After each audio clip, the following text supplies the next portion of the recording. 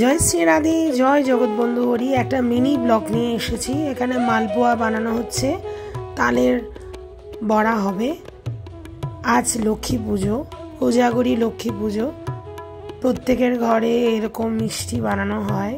আমার গৃহে আমি মালপোয়া আর ওদিকে তালের বড়া হবে, আর এদিকে গুড় হচ্ছে, গুড় দিয়ে চিড়ার মোয়া করা হবে।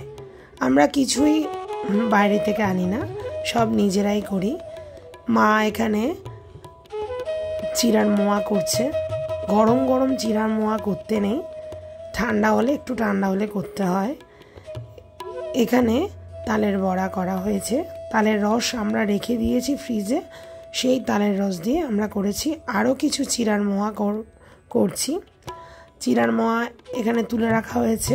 এটা তিলের সাজ বলো বা তিলের নাড়ু বলো, কি বলো জানি না, তিল দিয়ে গুড় দিয়ে করা হয়েছে।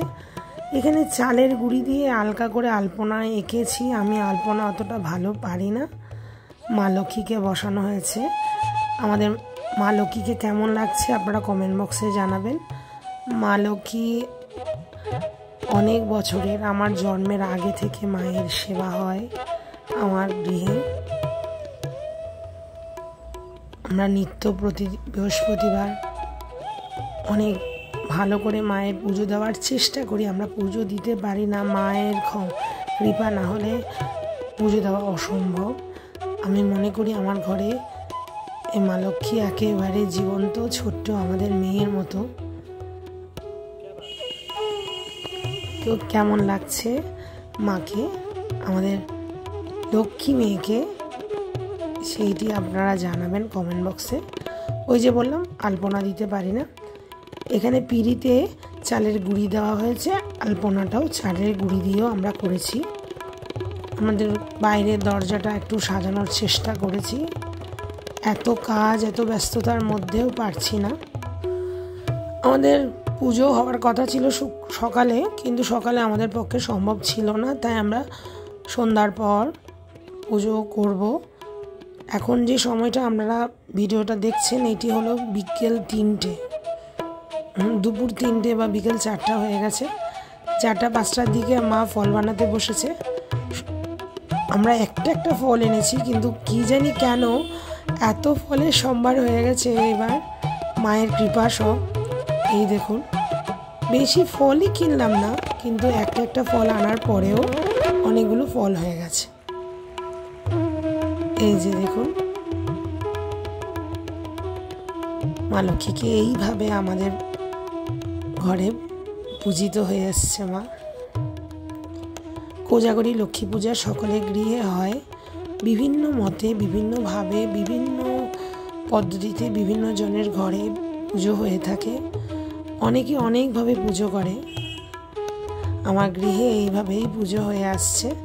পাশে গণেশকে বসানো হয়েছে। এই দেখুন, মা করবে পুজো। পুজোর সব আয়োজন তো হয়ে গেছে।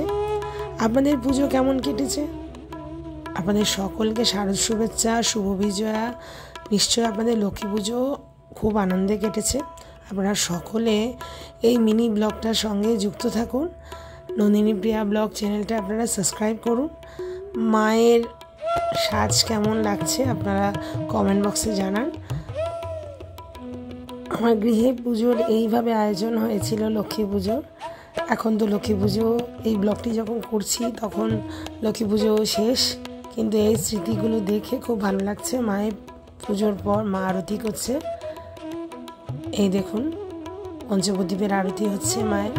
লক্ষ্মী পুজোয় তো কোনো ঘন্টা বাজে না, তাই কোনো ঘন্টা বাজানো হয়নি সেদিন। রাত্রে আমাদের আবার লুচি আলুর দমের আয়োজন হয়েছে, ওটি ব্লগে দেখানো হয়নি। খুব ক্লান্ত আমরা এত কাজ করে। আপনাদের নিশ্চয় আপনাদের গৃহে লক্ষ্মী পুজোর দিনগুলো খুব আনন্দে কেটেছে। অনেক অনেক ধন্যবাদ আমার ব্লগটি দেখার জন্য।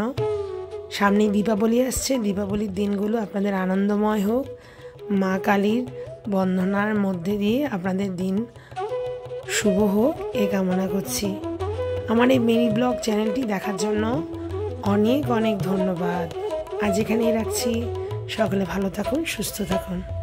জয় শ্রী রাধে, জয় জগৎবন্ধু হরি, জয় শ্রী গুরুদেব।